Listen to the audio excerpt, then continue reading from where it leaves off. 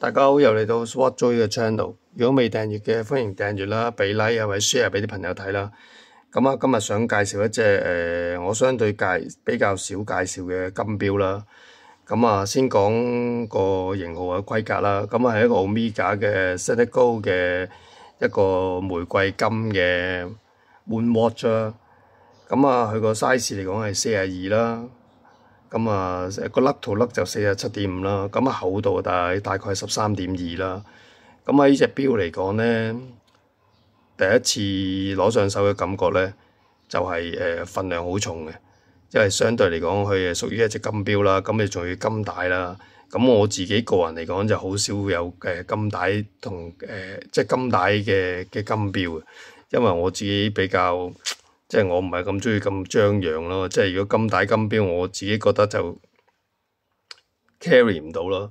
咁呢隻錶嚟講咧，我都稱過下嘅，咁啊有216g啊，咁啊相當之重嘅，同我以前有一隻白金嘅勞力士嘅GMT 咧個重量都差唔多嘅。咁啊，其實呢隻錶嚟講咧，已經佢個機芯嚟講咧，就用到3861啦。咁啊，其實已經喺Moon Watch 嘅嚟講咧，已經去到屬於個機芯都係屬於第4代嘅啦。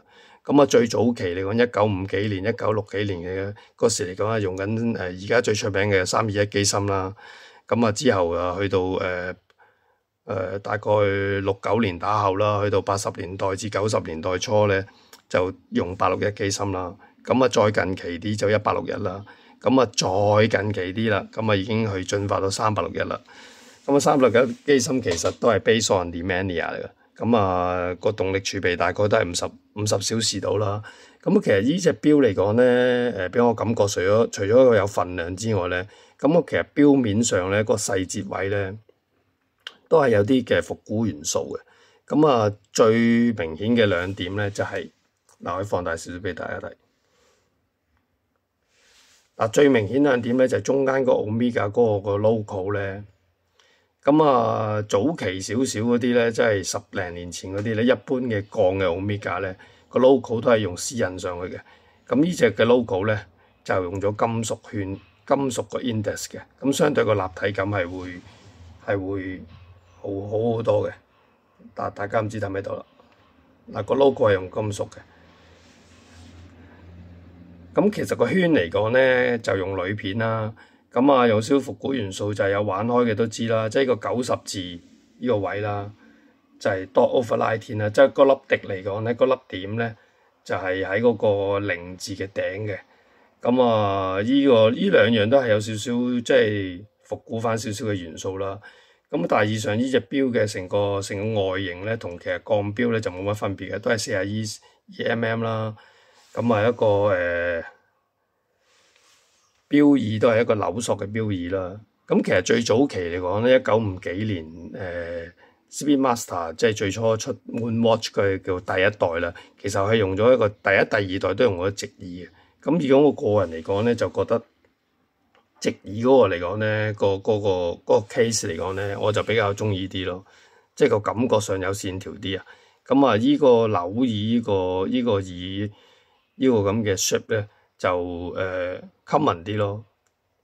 咁啊，你話佢係咪一隻好錶咧？我只係講佢一隻係唔錯嘅錶嘅。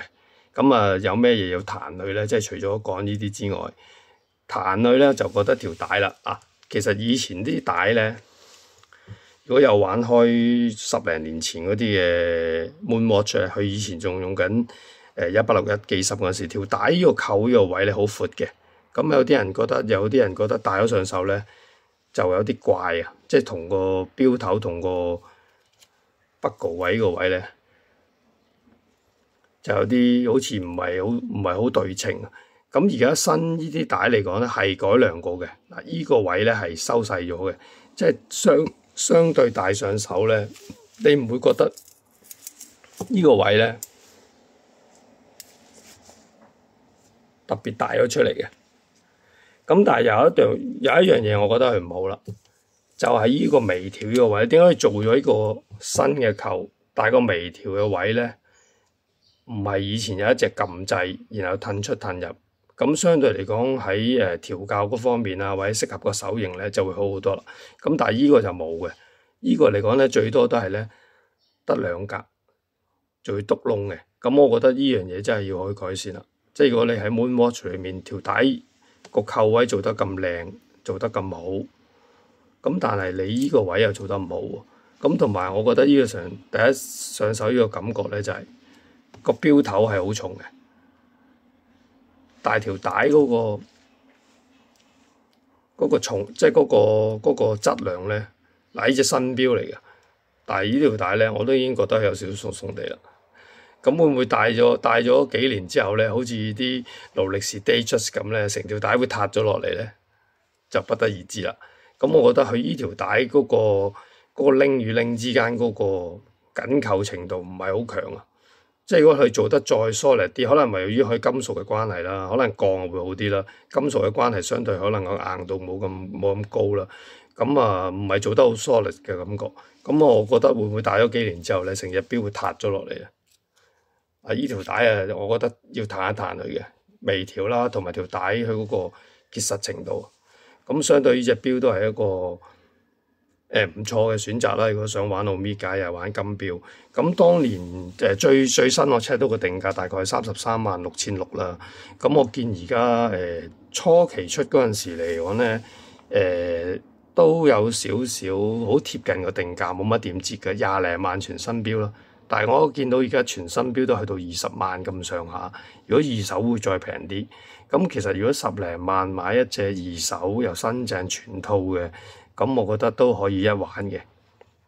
即係始終佢有翻咁上下份量啦，咁亦係一隻唔錯嘅錶啦。咁啊，其實佢呢個 Set It Go 嚟講咧，我都想講下咧，其實去 Omega 一啲 Rose Gold 咧，佢就會叫做 Set It Go。咁佢後期出一隻咧就黃金版本嘅鹿面咧，咁佢嗰隻叫做 Moonshine Gold，咁嗰隻係黃金嚟嘅。咁其實咩叫 Set It Go 咧？其實佢係溝咗一啲銅啊，同埋一啲巴嘅成分裡面。咁相對嚟講呢隻錶咧冇咁容易叫做氧化，同埋個抗磨蝕性咧都會比較好啲嘅。咁呢個佢個專利啦。咁啊，呢隻錶嚟講，佢嗰種玫瑰金咧，相對係帶少少銅色嘅，係有別於一般可能其他廠嘅一啲嘅玫瑰金啦。咁每個廠都其實佢個玫瑰金都有少少特別嘅調校嘅。咁啊，例如好似朗格啦，咁佢嗰啲玫瑰金可能叫做 Honey Gold 啦。咁啊，其實每間廠都會有少少嘅調校喺裡面嘅，所以出嚟嘅玫瑰金或者黃金嘅色咧，都會有少少唔同嘅。咁啊，呢隻錶戴上手都個 size 都唔錯嘅，其實。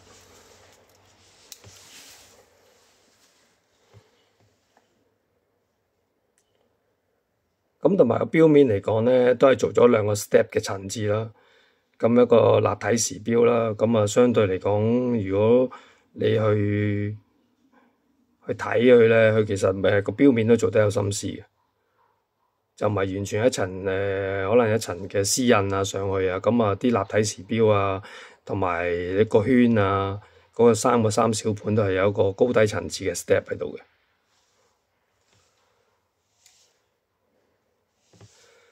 咁啊，而近呢幾年啲錶隻都徐徐回落啦，無論係新錶或者二手價啦。咁啊，其實如果你話用二手嘅價錢去買一隻 Omega 嘅金錶咧，咁我覺得都個性價比都相當之高嘅。咁啊，冇人叫你去專門店攞個定價去買30幾萬噶嘛。咁如果你二手都係10零萬，咁我覺得可以諗得過咯。咁啊，計時都係一般嗰種感覺啦，都係 Nemania 機芯嘅感覺啦。